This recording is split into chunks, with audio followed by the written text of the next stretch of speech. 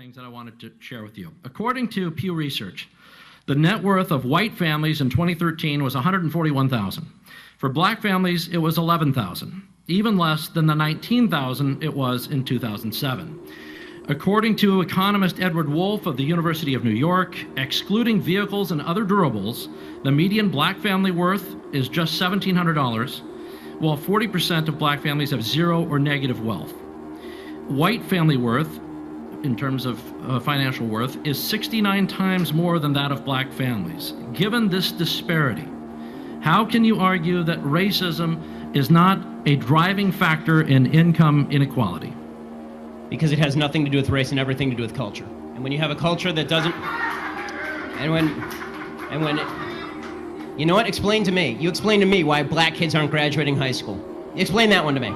Explain to me why black kids are shooting each other in rates significantly higher than whites are shooting each other. Explain to me why 13% of the population is responsible for 50% of the murder. Explain to me why the number of black kids in prison, not for innocent reasons, not for walking down the street and getting pulled into a prison, is so high. Explain, if it has nothing to do with culture, explain to me why the single motherhood rate in the black community jumped from 20% to 70% in the same course of time that the civil rights movement has made such tremendous strides. Is America more racist now than it was in 1960? And if it is, please explain to me how that happened. So what do I think those riots are? I think they're depravity, I think they're thugs, and I think if you really want to make a difference, Thurgood Marshall, who grew up just 2 blocks from there, did such a thing, who was a contemporary of Martin Luther King. Now I'd like to skip over to Dr. Seacrest. I look at the Baltimore uprisings, and it's more than just riots, right? I hate the idea when you say thugs and riots, right? White people riot as well. When y'all win Super Bowls 2 years in a row, y'all get off the hook. Don't make it seem like it's just Baltimore getting upset.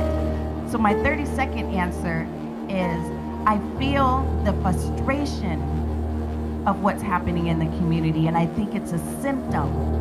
The uprisings are a symptom of a pressure that's been unaddressed for too long.